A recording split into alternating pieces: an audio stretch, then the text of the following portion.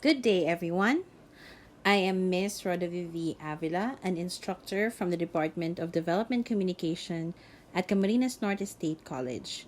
And today's lesson for purposive communication is with regards to communication, globalization, multiculturalism, and registers in language. So basically, what we need to learn here is how do we communicate in a fast becoming global and multicultural world? And what are the varieties and registers in language that we need to learn to communicate appropriately? So, first on the list of our topics today is communication and globalization. But what is globalization? It is defined as the increased interconnectedness and interdependence of peoples and countries. It is generally understood to include two interrelated elements. The first is the opening of international borders to increasingly fast flows of goods, services, finance, people, and ideas, and the changes in institutions and policies at national and international levels that facilitate or promote such flows. Now, globalization has been happening for thousands of years. The Roman Empire, the expansion of the Roman Empire, for example, can be considered as a form of globalization because it was the largest empire in the entire history of the human race, which expanded from the European countries up to the African and some Asian countries as well. So it was really enormous, the biggest empire uh, within the history of the human race. And because it was such a big empire, there was usually also an exchange of goods from one area of the empire to another. Uh, there are also other examples of globalization, but in the form of colonialism, such as, uh, the Philippines as a colony of Spain, as well as Mexico as a colony of Spain. So before, when the Spaniards would go to the Philippines, they would have to go to Mexico first. That was the route that they went to. And then from Mexico, they would also get some goods aside from the goods that they already had from their port in Europe.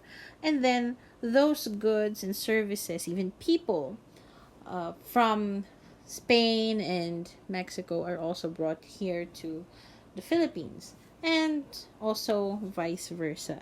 So globalization is not really a new thing.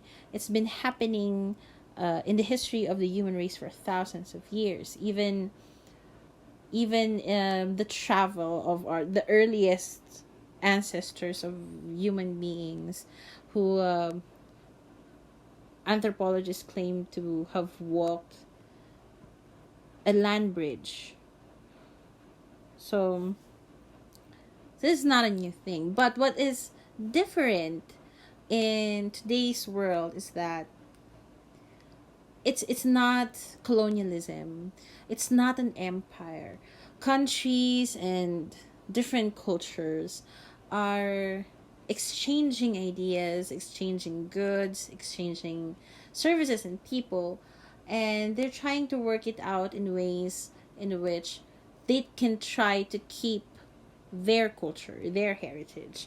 And a lot of these countries and a lot of these continents are taking it into a more regional approach. That's why we have the European Union in Europe, and the ASEAN, the group of Southeast Asian countries, trying to protect the political, social, and economic, and even political interest of the areas in their particular region. Okay. And this is important to us because, for example, the Philippines, as a Southeast Asian country, we belong to ASEAN, and they have a policy called the ASEAN integration, in which we can freely travel from one ASEAN member country to another without any visa. So it's visa free. And applying for work in countries like Malaysia, or Indonesia, and most especially Singapore, is a lot easier if you are coming from a country or a citizen of a country that's a member of ASEAN, because it's part of the ASEAN integration. Even um, for schools, we're also part of the priority. It's supposed to be easier for us to integrate to those other countries. So, what are the benefits and the negative effects of globalization? Let's first discuss the benefits. First, of course, is economic growth and openness. So, like I said, kanina, because we are the Philippines as a member of the ASEAN, there's a lot of policy for economic growth. We can freely exchange um, labor, for one. There's not a lot of requirements for it. You get a work permit, for example, not a work visa, which is a lot more tedious to accomplish compared to a work permit. What else? Well, the openness of our borders. For example, when I personally went to Singapore, we only really bought tickets for the airplane, and then we had to ascertain that we were booked um, in a hotel that we were staying at, and that we had our tickets going back home. That's it. There's no visa that we had to pay. It's just that, when they check you out in the immigration department, it should really appear that you're a tourist, or that if you're going to an ASEAN country as an employee, you have to also secure a work permit, which, like I said, is not as difficult to obtain compared to getting a work visa. And it's the same for all ASEAN countries. I've been to Malaysia, Indonesia, and Cambodia as well. And all I really needed to do was get a plane ticket. Not a lot of questions asked.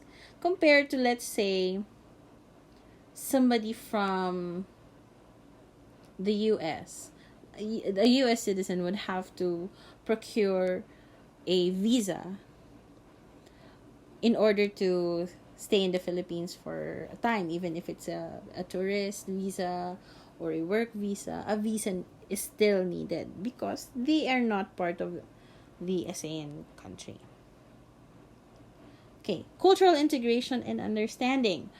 That's a benefit, because when we get to freely travel from one place to another, it opens up opportunities for us to share our culture.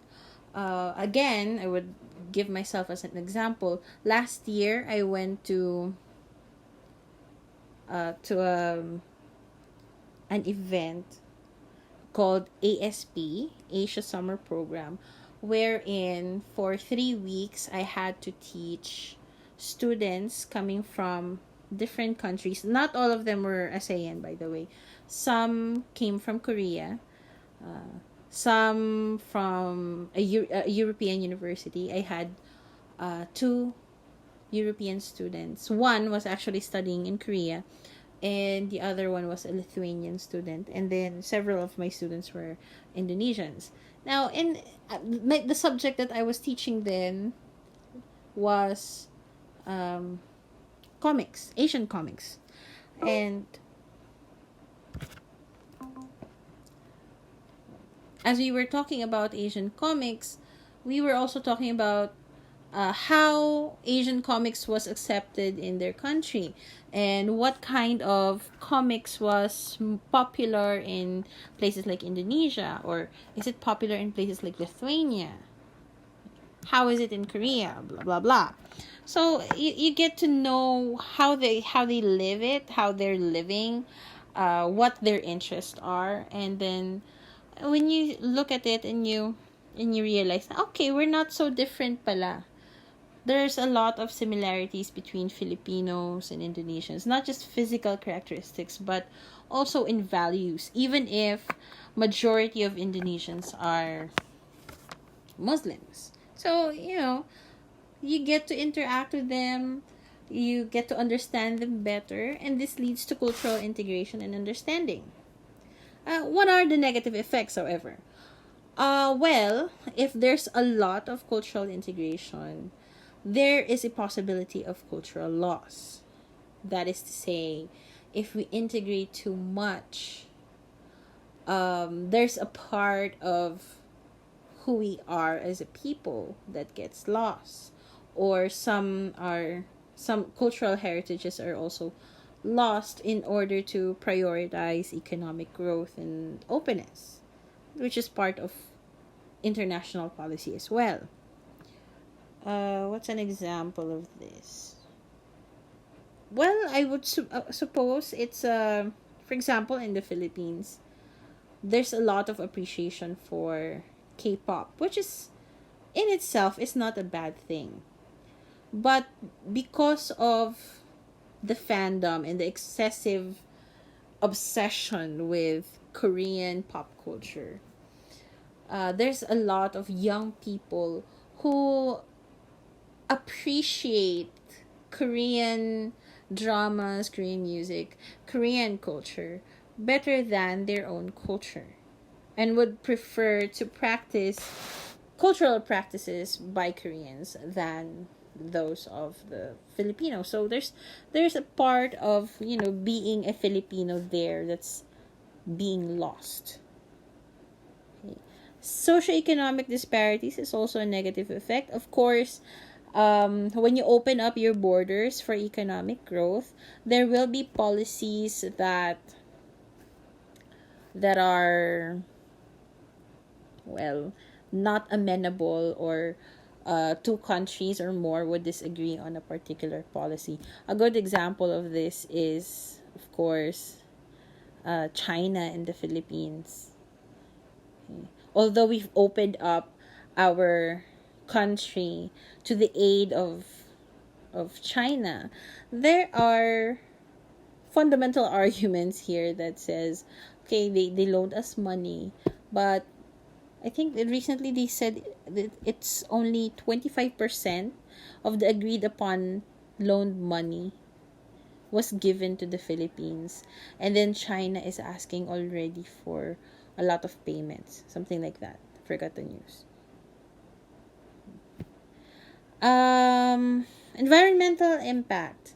Well, if you travel a lot, that means more airplanes, that's more jet fuel, and that impacts the environment directly.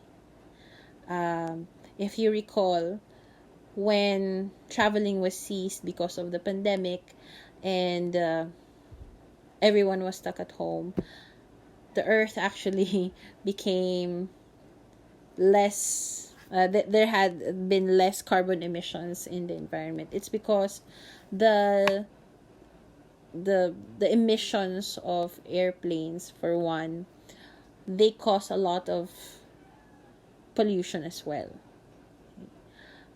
Foot traffic, what else? Even just walking around, although it's much healthier compared to using cars and all that, it also emits carbon, which in big amounts it's bad for the environment. Yeah, because when we globalize, it's more often than not about economic growth. A lot of natural resources are also impacted in the name of economic growth. Yeah, and then when more people travel, like I said, there's a lot of more of carbon emissions. So that's contributory as well. Okay. Where does communication come in globalization? How does that connect? Well, it's everywhere and all of the time. When we do business with different countries, the most common thing to do, of course, is to, well, not common, the most sensible thing to do is to communicate with them. You have to talk to them. You have to make dealings with them. And that's usually done through the English language because it's the most